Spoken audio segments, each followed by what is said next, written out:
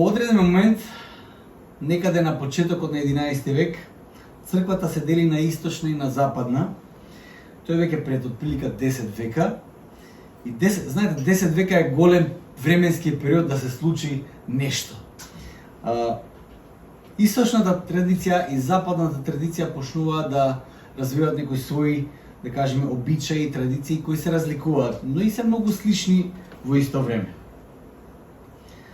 Источната традиција е православната црква, во главно, а западната традиција ги представува овие малку поголеми групи на католичката и протестантската црква. И двете традиции, и источната и западната, го одбележуваат времето пред Божик. Малце поразлично, но го одбележуваат. Источната традиција, т.е. православната црква, како што знаете, они имаат 40 дневни пости пред Божик. Постите почнуваат и така се припремаат со тоа време за чекање и изчекување на Месијата. Западната традиција го има тоа, да кажеме, го има адвентниот венец, кој се слави од прилика 4 недели, т.е. точно 4 недели, 4 недели пред Божик, и тоа е време во кое црквата го очекува раѓањето на Месијата. Целата поента и на двете традиции е црквата да се припреми во изчекувањето на денот кога Исус се родил, бидејќи тоа е многу важен ден. Адвентниот период или периодот на изчекување има повеќе аспекти. Од една страна го означува историскиот аспект на изчекување на Месијата во контекстот на израелскиот народ, во чиј контекст се дадени многу пророштва за Месијата, кој допрва требаше да дојде на земјата и Израел требаше да го препознае тоа доаѓање. Од друга страна, црквата денес во тој период на Адвент или во тој период на изчекување се потсетува на изчекувањето кое црквата го има за повторното и конечно доаѓање на Исус на земјата, бидејќи ние веруваме дека како што Исус се вознесел на небото, на ист начин и ќе се врати сега на земјата. За вториот аспект од Адвент ќе зборуваме непосредно неделата пред Божик. За денеска сакам да зборуваме за тој прв аспект од Адвент, историското чекање на Месијата се до денот кога Исус се родил. Верувајте, тоа не е мал период, тоа е огромен временски период. Само да ви дадам еден контекст, за еден опис за што се случувало во први век пред да се роди Исус. Во првиот век во Израел се случува една интересна појава во која се чувствувал еден набој во воздухот. Има набој. Има некакво исчекување. Нешто треба да се случи, посебно во Ерусалим. Има едно исчекување на еден нов моментум, дека нешто треба да се случи сега. Има една таков, како да кажем, една таква атмосфера. Луѓето имале надежда дека токму во нивниот животен век ќе го видат исполнувањето на многуте Божји пророштва и ветувања дадени преку пророците во историјата. Во своите синагоги, па и во храмот, тие имале еден многу важен документ. Тој документ денес ние го нарекуваме Стар Завет. Стариот Завет се создавал многу векови. Бил пишуван, бил собиран од усмена традиција, пишана традиција, бил селектиран, бил едитиран, бил препишуван, бил да биде зачуван. И Стариот Завет е на некој начин, како да кажам, една симбиоза, еден збир на сите тие пророштва кои Бог ги дал низ историјата. Веќе во првиот век имало многу школи на толкување за тие текстови. Многу школи. Народот, наспроти сите наши верувања денес, дека мислиме дека овие луѓето во првиот век биле глупи, биле прости, биле неуки, не знаеле ништо. Ние денес сме најпаметните. Ние сме најважната, најизбраната генерација која постои. Имате такво чувство? Дека овие пред вас кој појма нема ништо од живот. Ние знаеме се. Имате такво чувство? Ја понекогаш имам.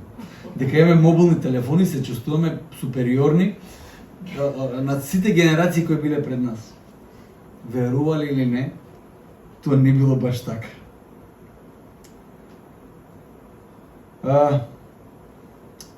Народот во првиот век веќе имал добро систематизирани толкувања и знаења од угледни учители кои добро ја познавале и својата историја и историјата на другите народи. Тогаш народ не бил баш глуп. Имало учители кои добро ја познавале и грчката филозофија, но и останатите тогаш познати светогледи кои гравитирале околу нив. Зборуваме за Зборуваме за Платон, за Аристотел. Сега да земете да го читате Платон и Аристотел, за најголем дел од нас ќе биде тоа, кај што зборат овие човече. Во тогашно време имало учители кои многу добро баратале со тие текстови. Многу добро. Знаете, во тогашно време немало Google. Значи, голем дел од тие текстови требало да ги учат на памет. И ги знаеле на памет. Ги знаеле и различни школи на толкување на тие текстови. Како што кажав, знаеле за Платон, знаеле за Аристотел, имало стоици, имали епикуријанци, сите тие групи застапуваат различни светогледи. Диверзитетот на верувањата во тогашно време бил зачудувачки од оваа гледна точка. Колку луѓето биле информирани и колку знаеле. Зборуваме за разните школи на препишувачи на книги кои, како школата од, да кажеме, кои произлегуваат кумранските списи, кумранските писатели. Едни од најважните документи кои се најдени во 20 век од еден овчар во една пештера до мртвото море. Овчар си ги пасе овците, одеднаш гледа дупка таму во една пештера и наоѓа еден куп стари списи кои датираат од 100-та година пред наша ера до 100-та година после нашата ера. Во нашата ера, остави. Значи, во тогашно време имало многу развиена школа. Зборуваме за една комплексна цивилизација која била далеко од наивна и која имала добро познавање на историјата до тогаш и влијателните училишта во тогашно време. Имале развиен и повеќе слоен систем на управување. Сепак, целата една генерација, добро познавајќи го Стариот Завет и пророштвата, биле во исчекување на нешто спектакуларно. Многу добро знаеле дека нешто треба да се случи.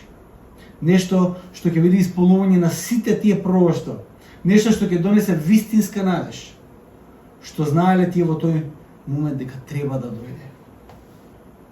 Јас би сакал денес да направиме една интересна работа, за мене барем интересна.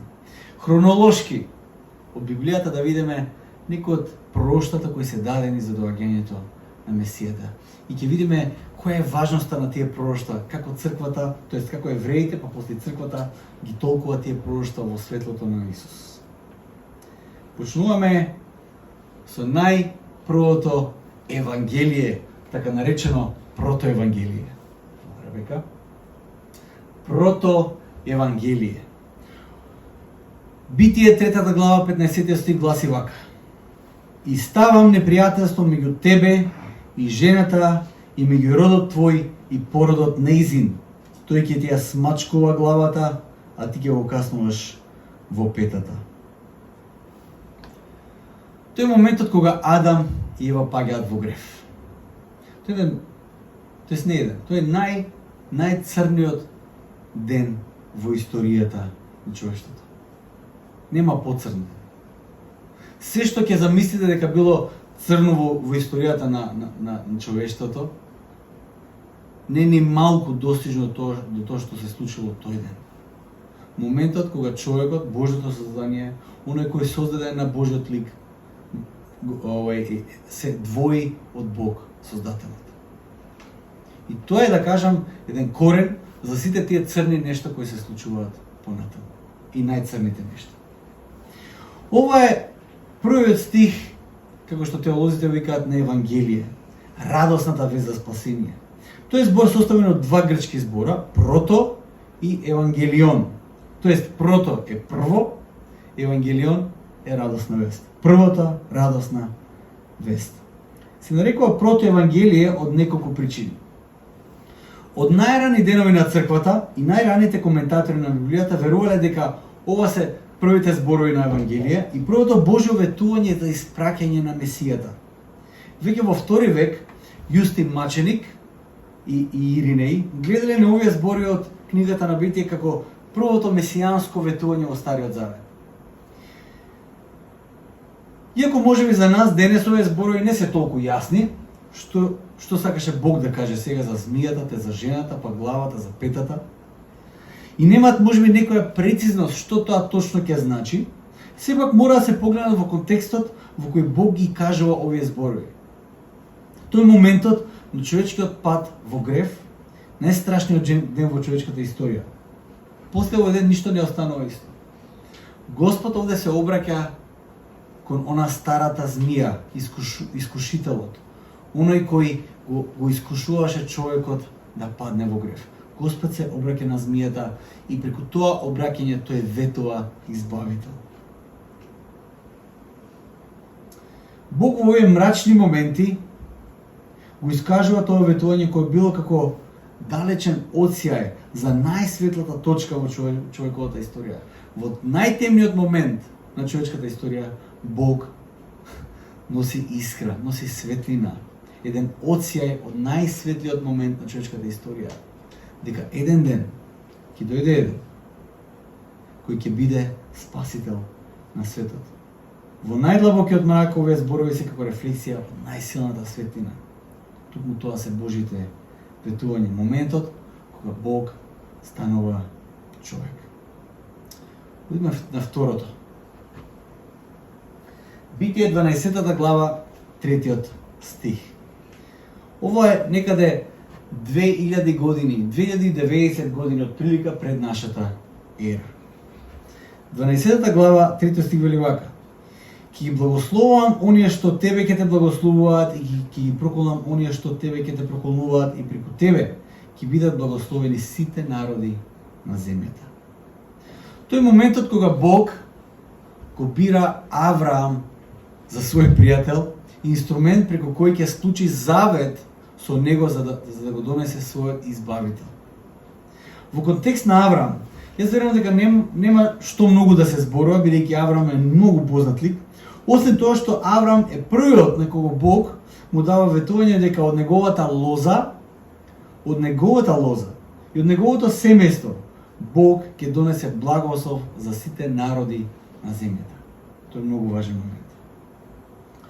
Овде веќе пророштвото, знаете, првото пророштво, првата најава, првото пророштво не беше многу јасно. Од семето на жената ќе се роди оној кој ќе згази главата на змијата. Ова е преопшто. Бог кажува дека од човечкиот род мора да дојде еден кој ќе го порази злото. А веќе овде Бог на некој начин од сите луѓе ја бира лозата преку кој тој човек треба да дојде. Овде веќе пророштвото добива одредена форма. Господ избира семејство на земјата, кој подосна ќе стане народ преку кој Бог ќе го прати својот син. И знаете ли што?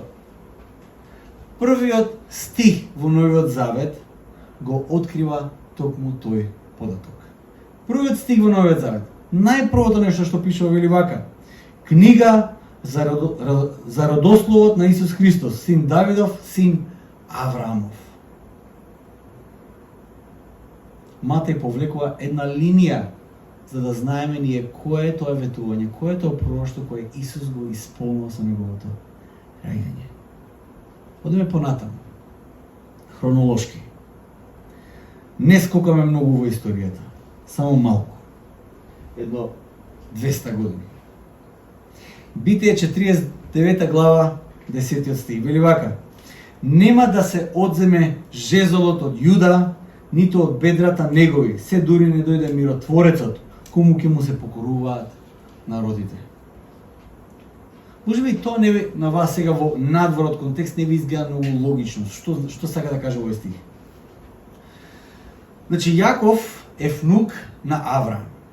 Авраам имаше син, кој беше Исак, а на Исак му се родија два сина, од кој едниот беше Јаков.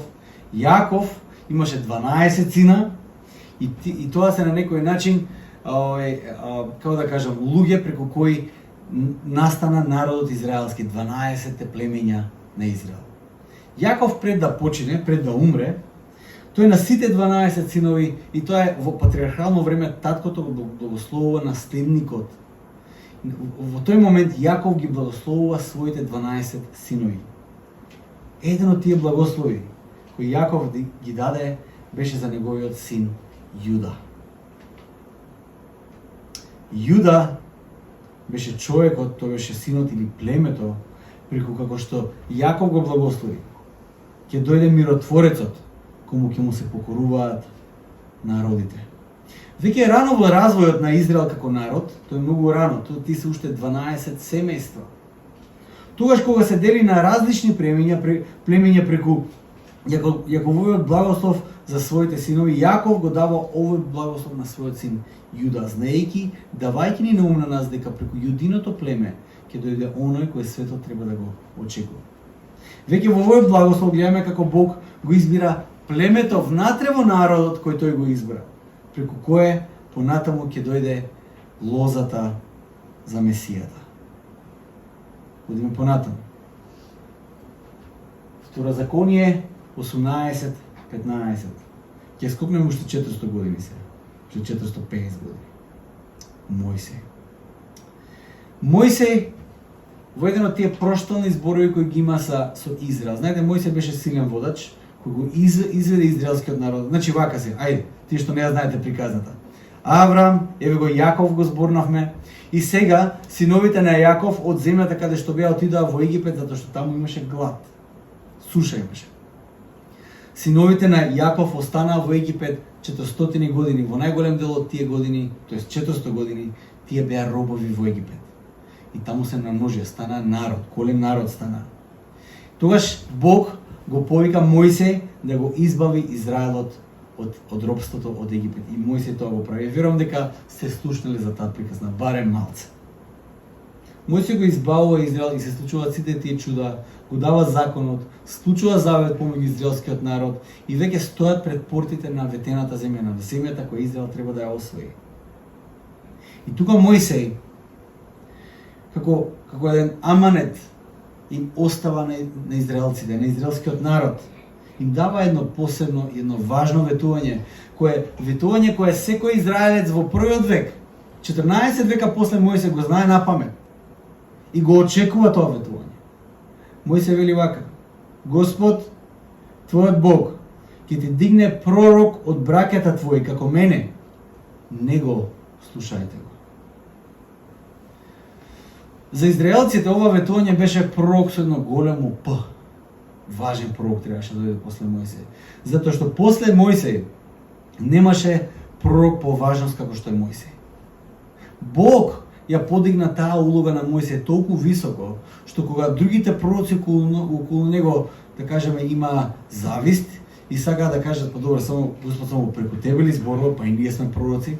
Бог ги собра тие пророци кои беа околу Мојсей, со други зборови брат му и сестра му, им кажа вака: јас со пророците зборам преку виденија и преку зборови и преку символи. Со Мојсей, мојот пријател, зборувам лице во лице. Бог му даде еден посебен статус на Мојсей. Израел тоа го знаеше. Но кога Мојсей кажа: ќе дојде некој после мене, кој ќе биде како мене, не го послушајте го. Тие очекуваа пророк со големо П. После Мојсей имаше многу пророци, многу пророци, многу важни пророци, но никој не беше како Мојсей. Тие го очекуваа оној кој Мојсей го вети. Јас верувам дека тоа е најверојатно најзначајниот стих, најзначајното ветување во Петокнижието по прашање на идното избавување на Израел. Овој стих е најважниот премин од она што евреите го сметале како најсветото предание Тората до идното ветување Месијата. Овој стих покажува надвор од Петокнижието, од Божиот закон. Овој стих нивната надеж ја тргнува од очите вперени кон Мојсей, кон некој кој допрва треба да дојде. Овој е единствениот стих кој покажува надвор од Божиот закон на нешто ново. Дека нешто ново треба да се случи. Додека тоа ново нешто не дојде, Израел не смеше да мрда од Божиот закон, од Божиот завет. Токму во првиот век, тогаш кога Исус доаѓа, секој евреин е исполнет со надеж токму заради овој стих. Сите биле во исчекување на тој пророк, кој ќе биде со исто значење и мисија како Мојсей. Мојсей беше посредникот помеѓу Бог и народот и го склучи стариот завет на Бог со Израел, им го предаде законот. Сега тие се во исчекување на посредникот кој ќе биде помеѓу Бог и народот, преку кој Бог ќе го склучи новиот завет и ќе го запише законот на нивните срца. Барем толку разбра од останатите пророци. Но тоа ветување и исполнување на тоа пророштво допрва доаѓа. Тие го чекаа пророкот со големо П. И доаѓаме до еден, искрено ви кажам, еден бизарен стих, сега ќе го видите. Следната слика. Рута. Сте слушнале за книгата Рута? Многу интересна книга. Ево го стихот кој ќе ви го прочитам сега. Може би не ви значи тотално ништо, но многу е важно. Вели вака: Салмон го роди Воз, Воз го роди Овид, Овид го роди Јесеј, Јесеј го роди Давид. Тоа е крај на едно родословие. Со тоа и завршува книгата Рута. Тоа е некаде 1100 години пред нашата ера. Сега веќе скокнавме до околу 300 години. Во книгата Рута во Стариот Завет можеме да видиме многу необична приказна во која Рута, која не е Израелка, станува пример за посветеност и станува исклучително важен дел од историјата на Израел. Многу големо прашање е како таа жена се нашла во Стариот Завет. Евреите, знаете, евреите не толерирале ништо во нивно присуство.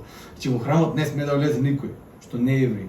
Или ако имало, да кажеме, евреите тука и тука живеат, а тука живеат некој друг народ, тие го кружиле тој народ. Некад ни преку нивна територија да помине.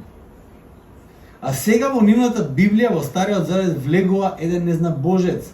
И тоа жена. И тоа многу важен лик. Приказната за Рута можете да читате во Библијата, во Стариот Завет, но за нас важно е овде што Рута станува сопруга на човекот по име Воз, од Јудиното племе, кој подосна разбираме дека станува прадедо, тие стануваат прадедо и прабаба на царот Давид, преку чиј дом Бог го ветува својот Месија. Значи, досега видовме дека преку Авраам Бог ветува, значи преку кој народ ќе дојде Месијата. Видовме Јаков дека дава на некој начин патокас преку кој племе ќе дојде Месијата. А веќе преку Давид ние гледаме прецизно преку чие семејство во тоа племе, во Јудиното племе ќе дојде Месијата. Јас повторно малце брзам. Ќе дојдеме до тоа. Еве тука веќе во следната слика ќе го видиме царот Давид. Во 2 Самуел 7 глава 12 стих Бог веќе му ветува на Давид. Вели вака: А кога ќе завршат твоите дни и ти ќе починеш кај татковците своји, јас ќе го воздигнам по тебе, твоето семејство ќе го произлезе од твоите бедра и ќе го затврстам царството негово. Од контекстот во кој ово ветување се наоѓа во еден малку поголем дискурс помеѓу Давид и Бог, може да се заклучи дека ова пророштво се однесува и на Давидовиот дом, но и на Исус. Значи и на Давидовиот дом, мислам непосредно на наследникот на Давид, на Соломон, кој ќе стане наследник на тронот на Давид. Но има ветување во ова пророштво кој не се однесува на Соломон, кој ги преминува тие граници на животот на Соломон и се однесува на некој друг. На оној конечен цар, кој ќе дојде од тој дом и кој ќе седи на престолот цела вечност. Една важна работа е дека со ова пророштво, освен домот од кој ќе произлезе Месијата, освен тоа се открива и неговата функција. Каква функција ќе има Месијата? Тој нема да биде само пророк, она што Мојсе го нарече, тој ќе биде пророк, но нема да биде само пророк. Иако и таа функција според ветувањето на Мојсе ќе исполнува, Месијата кој ќе дојде, освен пророк ќе биде и цар, бидејќи доаѓа од царската лоза. Ако читате Новиот Завет, ќе видите дека двајца евангелисти од 4 имаат родословие за Исус. Матеј и Лука имаат родословие, лозата на Исус. Матеј почнува од Авраам, а Лука почнува од Адам. И како што одат родословијата, во еден момент тие почнуваат да се разликуваат. И се нека кажат, па добро, што е работа? Може би Матеј и Лука не се познавале, па не се договорили што да прават и што да пишуваат. Така ли е тоа? Мислам дека не е така. Има поедноставна причина зошто се разликуваат родословијата од одреден момент. Евангелистите имаат цел зошто го прават родословијата на тој начин што го прават. Нема случајности таму. Матеј во своето родословие го следи семејното дрво на Исус од страната на Јосиф, кој потекнува од домот на царот Давид, и со тоа покажувајќи дека Исус е легатен наследник на тронот на Давид, како Јосиф, иако Јосиф не е Исусов татко по крв, туку Исус на некој начин е посвоен од Јосиф. Сепак Исус е Јосифов наследник на неговата лоза. Матеј тоа го следи.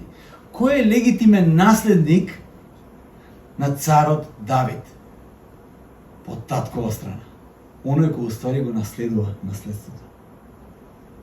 Лука од друга страна го следи дрвото на животот на Исус од страната на мајка му Марија, која лоза повторно доаѓа од лозата на царот Давид. И со тоа покажувајќи дека Исус е и крвно поврзан со лозата на царот Давид, од страната и на Јосиф и на Марија. Исус е наследник на Давидовата лоза. Тој по сите критериуми е наследник на тој како да кажам, наследен цар кој треба да излезе од таа лоза на Израел. И веќе навлегуваме длабоко во времето на пророците. Пророкот Михеј. Пророкот Михеј. Слушайте што пишува пророкот Михеј 735 години пред да се роди Христос. Вели вака: Но ти, Витлееме Ефратов, иако си најмал меѓу илјадниците јудејци, од тебе ќе ни излезе оној кој ќе владее во Израел и чие потекло е од почетокот, од вечноста. Знаете, кога трите мудреци доаѓаат од исток, доаѓаат да му се поклонат на Исус, и знаете приказната на Исус, се надам, и кога го прашуваат царот Ирод, за да им помогне да го најдат оној за кого се дојдени од далечен пат да му се поклонат, затоа што ја виделе неговата звезда, царот Ирод, нормално, малце засегнат од ситуацијава, пошто Ирод по ниедно правило не е цар, тој не е според Стариот Завет цар. Тој е цар затоа што го заслужил тоа. Тој е наследен на тие макавејски племења кои околу 160 година пред да се роди Исус добиле некаква независност за Израел и го освоил тоа место и станал цар, но тој не е наследник на Давидовата лоза, тој не е ни од јудиното племе. Кога царот Ирод слуша дека звездата на оној кој треба да седне на тронот се појавила на небото, верувам дека ја не знам како се воздржал Ирод, пошто тоа што читаме гледаме дека не бил некој човек што се воздржува баш. Тоа што шикаме што на ум, тоа друм и толку. Тоа го прави, баш му е гајле. Ја сака жена му на брат му, ја зима. Мисли дека некој ќе го замени неговиот престол, го убива. Значи не се замарава тука, не прави многу математики. Кога тие тројца мудреци доаѓаат пред него, Ирод некако се воздржува, му треба сега таа информација да знае кај точно се родил. Им вика на мудреците: одете, најдете го, па кога ќе најдете, кажете ми на мене и јас да му се поклонам. Вау! Мудреците одат и го бараат родениот во овој новиот цар. Ирод во меѓувреме ги зима сите тие учители, книжници, тие што го познаваат многу добро Стариот Завет и ги прашува: каде треба да се роди Месијата? И знаете ли што? Сите како од пушка одговараат Витлеем токму заради оваа пророштво. Јасно се гледа дека има консензус дека токму тоа пророштво покажува на тоа каде треба да се роди Месијата. Секако царот Ирод не ги бараше тие информации за и тој да отиде да му се поклони, со тоа да го отстапи владењето за оној кој по право треба да седи на тој престол, туку сакаше да знае каде точно да ја прати војската за да го убие тој потенцијален наследник цар. Како што кажав, Ирод не правеше никаков ризик. И за тоа не трошеше многу време. Не трошеше време и не трошеше, како да кажеме, енергија. Ирод не правеше ризик. Тој нареди во еден цел регион, каде што околу Витлеем, да се убијат сите машки деца кои се помлади од 2 години. Ирод не сакаше да има никаков ризик за неговото владење. Сепак и во овој случај интервенираше ангел Божи кој го спаси бебето Исус, пред да се случи таа страшна трагедија. Ангел Божи, како што ќе видиме, ќе има многу работа во првите денови од животот на Исус. Па со мудреците, па со Марија, па со Јосиф и така натаму. И доаѓаме до нашето следно пророштво. Пророкот Исаија. Емануел, Бог со нас. Пророкот Исаја, околу 690 години пред да се роди Исус, ќе каже вака: затоа самиот Господ ќе ви даде знак. Ете, девица ќе зачне и ќе роди син и ќе му го дадат името Емануел. Веќе во 7 век Бог почна да дава прецизни пророштва за Месијата. И тоа многу прецизни. И тоа многу необични, и тоа многу специфични. Искрено ви кажам, Бог почна да дава сведоштва, пророштва кои никој друг не може да ги исполни. Немаш шанси да ги исполниш тие пророштва. Дури да сакаш да бидеш Месија, да кажеш чека да прочитам, да видам што е пророкувано, дај јас тоа да го соживам и да си направам ја царство си, да мисля дека јас сум Месијата. Значи треба да имаш некој доказ дека мајката ти зачнала без маш. Вау! Имаме тука доктори ќе ни кажат нормално. И другите знаеме дека тоа не е нормално. Девица ќе зачне и ќе роди син. Од тоа што го читаме во Новиот Завет, една од тие работи што мене ме фасцинираат е колку е нормално пишуван Новиот Завет. Нормално е пишуван. Не е некоја научна фантастика, туку се сведоштва, серија на сведоштва. Марија станува трудна и која е предпоставката на Јосиф, што мислите? Па Јосиф предпоставил, како и секој нормален човек на оваа земја, што би предпоставил, а тоа е дека Марија била веројатно неверна. Не му била баш верна и затоа е трудна. Како инако Марија би станала трудна ако била верна? Че 100 пати патиме, како тоа што кажав на почетокот, од тоа што К.С. Луис го нарекува хронолошки снобизам.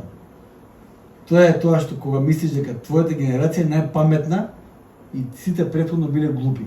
Тоа е хронолошки снобизам. Се правиме дека сме многу паметни. Мислиме дека луѓето во првиот век верувале се и се што. Дека првото нешто на Јосиф кој му паднало на памет, па веројатно нешто чудно се случило. Јосиф многу добро знаел како се случуваат појавите наречени бебиња. Многу добро знаел. Јосиф планирал да ја остави Марија. Тој ја сакал и затоа сакал да ја остави тајно, не сакал да ја посрами. Бидејќи не постоело изговор кој ќе може да го даде Марија. Замислите, кој ќе беше тоа? Марија тука од прилика била околу, предпоставуваме, дека околу 15 години, 16, врска немам. Прилика толку била стара. Кој изговор ќе му го даде на Јосиф? Ми се појави ангел и ми каже дека ќе од Светиот Дух ќе бидам трудна. Најдобриот изговор кој постои, тоест најглупиот. Тоа е тоа. Онака како што евангелистите пишуваат, Јосиф и Марија биле многу нормални луѓе. Но Јосиф не ја остава Марија затоа што гледа ангел кој потврдува она што Марија го кажува. Има уште една важна работа во оваа пророштво кој го дава пророкот Исаја. Исаја открива нешто за природата на Месијата. Во самото име Емануел, Бог открива дека Месијата ќе биде посебен, исклучително посебен. Нешто со светот до тој момент го нема видено. Човек кој ќе чекори на земјата ќе биде посебен во сите аспекти. Неговото потекло ќе биде необично. И тоа го прави исклучително посебен. И веќе Исаја 2 глави подоцна, отприлика 10 години подоцна се претпоставува, го пишува оваа пророштво. Исаја 9:5-6 вели вака: зашто дете ни се роди, син ни се даде, власта е на рамењата негови и ќе го наречат чудесен советник, Бог силен, Отец вечен, кнез на мирот. Неговата власт и мирот безкрајен ќе растат врз престолот на Давид и во царството негово, за да го утврди тој и да го зацврсти преку суд и правда од сега па довека. Тоа ќе го направи ревноста на Господ Саваот. Токму тоа го читавме на самиот почеток. Тоа го читаше Доротеја. Едно од најважните пророштва. Истиот пророк во тоа друго пророштво веќе открива што точно ќе биде посебноста на Месијата. Веќе овде од пророкот не можеме да претпоставиме колку тој вистински знаел или во целост не знаел за Исус, но тој открива една двојна природа на Исус. Целосно човек и целосно Бог во исто време. До која мера тоа пророкот го знаел не може да тврдиме. Појма нема. Што точно пророкот знае? Тој вели дете ни се роди. Како прво дете ни се роди. Открива на човечката природа која Исус ќе ја наследи преку Марија. Но во продолжение, сите овие титули кои тој ги набројува, чудесен советник, Бог силен, Отец вечен, кнез на мирот, се титули кои се припишуваат само на Бог. Исаја веќе открива многу работи.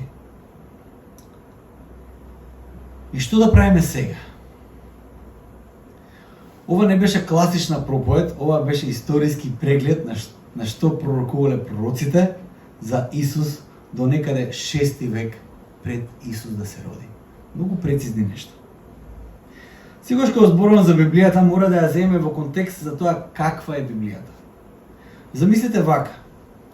Сега ќе се обидам да ви опишам какво е создавањето на Библијата како документ. Замислете пред 2000 години, во времето кога е, да кажеме, роден Исус. Исус да даде некое пророштво и ветување кое ќе биде насочено кон некакво ветување за некој кој допрва треба да дојде и до сега, до денеска, 2000 години после тоа, да имаме многу пророци и групи на едитори и препишувачи на сите тие книги, устни преданија, селекција, пророштва, настани и луѓе кои напорно ќе работат во историјата и кои ќе ги препишуваат и пречешлуваат сите тие документи и преданија и ќе ги составуваат во една книга која ќе има јасен континуитет и јасна линеарна порака за нешто што ќе се случува и што треба да се случи и сега денес ние да бидеме сведоци на завршетокот на составувањето на таа книга и да бидеме во исчекување на исполнувањето на сите тие пророштва. Прилика 2000 години да се создава еден таков документ. И ние сега да сме веќе во фаза на исчекување. Тоа што е предвидено, тоа што е пророкувано, да се исполни. Отприлика токав временски период поминува помеѓу устните преданија до пишаните документи на Стариот Завет, до самото комплетирање до раѓањето на Исус.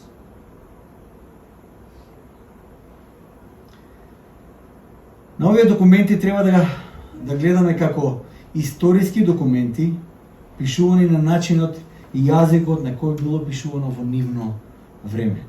Тоа не се документи извадени од учебник по историја или географија, напишани од професори од 20 век, туку документи пишувани далеко од филозофската рамка на 20 век. Што да се поучиме од овие документи? Што да се поучиме од овие исчекувања? Што да се поучиме од овој настан? Во првиот век, кога доаѓа Исус, сите кои биле модерни и важни, богати и привилегирани, паметни и едуцирани, недопирливи и тие што биле на власт, најголем дел од нив ниту биле во исчекување, ниту го препознале доаѓањето на Месијата. Најголем дел од нив. Ниту чекале нешто, ниту биле во исчекување, ниту препознале кога дошол Месијата. Тие живееле како овде на земјата да остануваат вечно. Така живееле. Како да овде на земјата се единствените работи кои имаат важност. Како да земните работи се единствените реални работи кои се случуваат. До денот додека не умре. Пошто смртноста е 100%.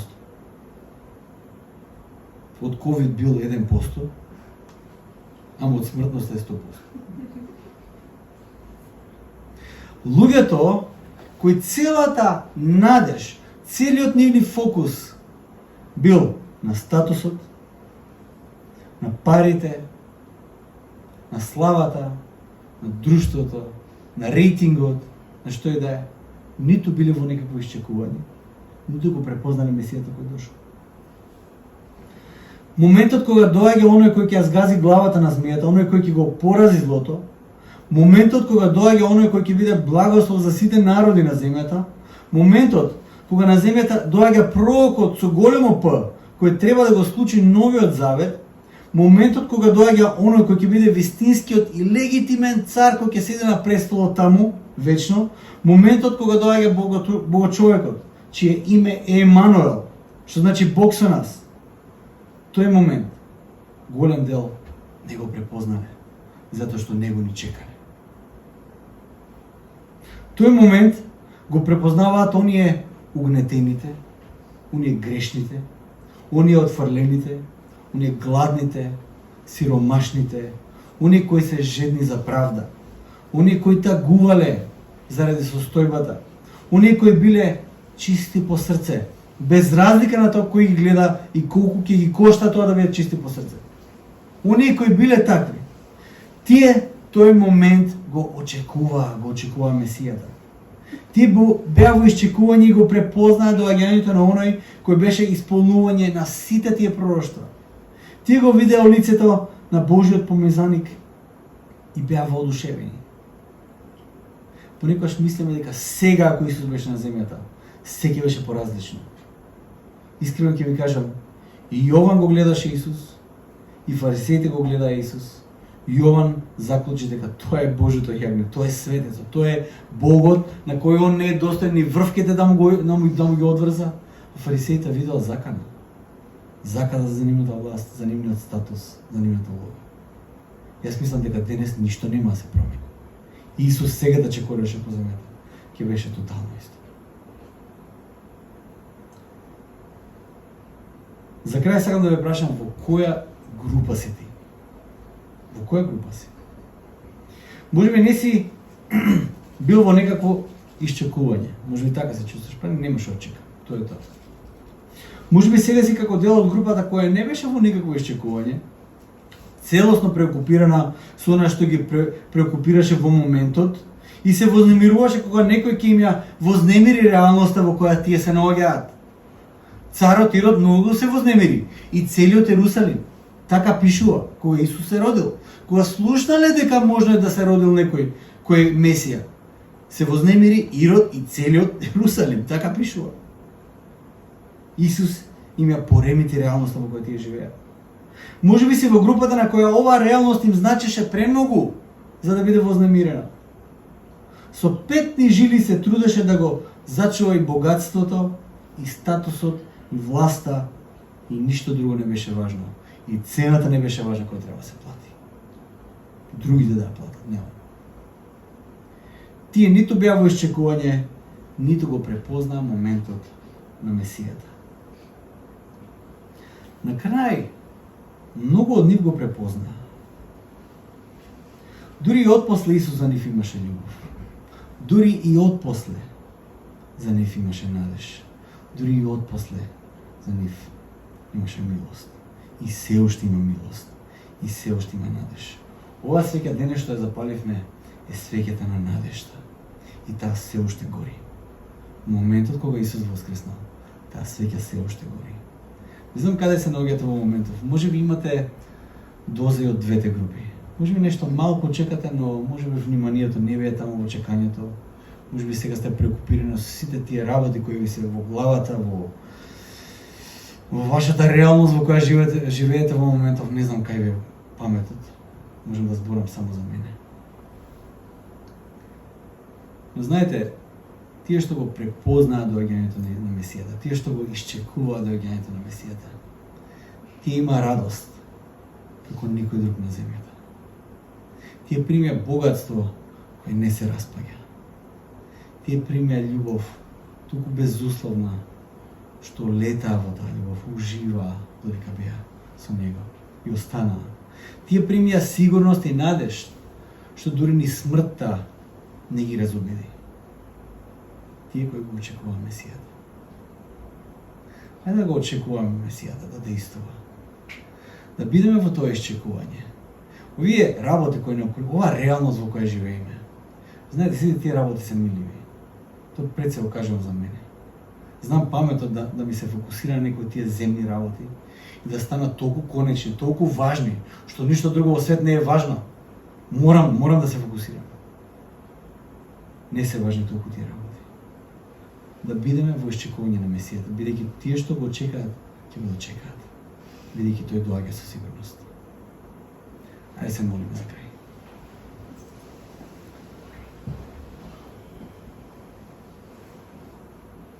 Татко наш небесен,